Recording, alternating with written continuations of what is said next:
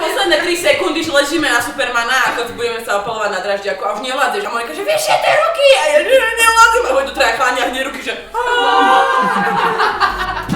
Naša spolupráca s babami začala tým, že každá jedna z nich mi vyplnila dotazník, v ktorom som sa ich pýtala trošku na ich osobný život, trošku na pracovný život, aby som mala prehľad o tom, že s kým budem spolupracovať. Neskôr som mala s každou jednou z nich 2-hodinovú individuálnu konzultáciu, kde som im vysvetlila zásady stravovania, zásady fungovania tela, ukladania tuku, zbavovania sa tuku, aby rozumeli tomu, že čo budeme robiť spolu za tie 3 mesiace a aby chápali súvislostiam. Mám 27 rokov a vyzerala som horšie ako toto. Hej. A už som si povedala, že už by bolo na čase, aby som sa prihlásila do niečoho, čo ma bude pravidelne nútiť hýbať sa, športovať, zdravo sa stravovať a zároveň som sa chcela pridať v nejakej komunite. No, našla som tu super trénerku,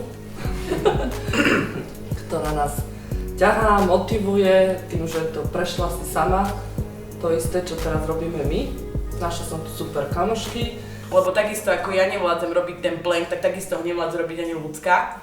Jasne. Takže podľa mňa také veľké baby by si mali uvedomiť, že nejde o to, že aká si veľká, ale čo s tým chceš spraviť. Baby okrem toho, že cvičili so mnou 2-krát do týždňa, chodili cvičiť aj samé, niekedy sa spojili, dohodli a zorganizovali sme aj 3. tréning do týždňa. Mali veľké násadenie, boli veľmi šikovné, no a od toho sa odvíjajú aj tie výsledky, ktoré sme spolu dosiahli. Chytilo nás to tak, že to nebola to len otázka 3-mesačného nejakého záväzku, ale jednoducho nás to začalo baviť a nechceli sme s tým seknúť po 3 mesiacoch.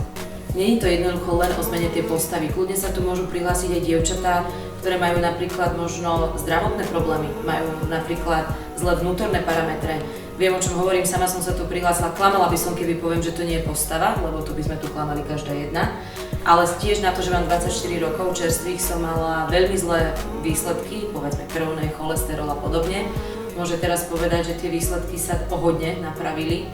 To je jedno, či ja mám 40 kg a ti neviem, na koľkých si začínala, ale určite viac ako mám ja, ale tá skupina to ťahá akože dopredu, že keď ja to si hovorím, že chuník, že už som na nejakej hranici svojich síl a tu Aďa to dáva, tak to určite musím. No to bol!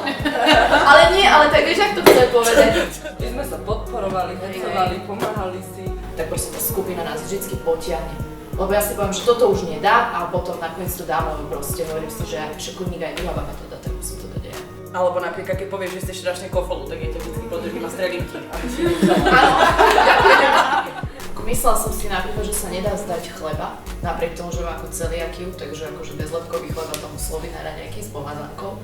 A teraz ho 3 mesiace nejem a poviem, že to je mega.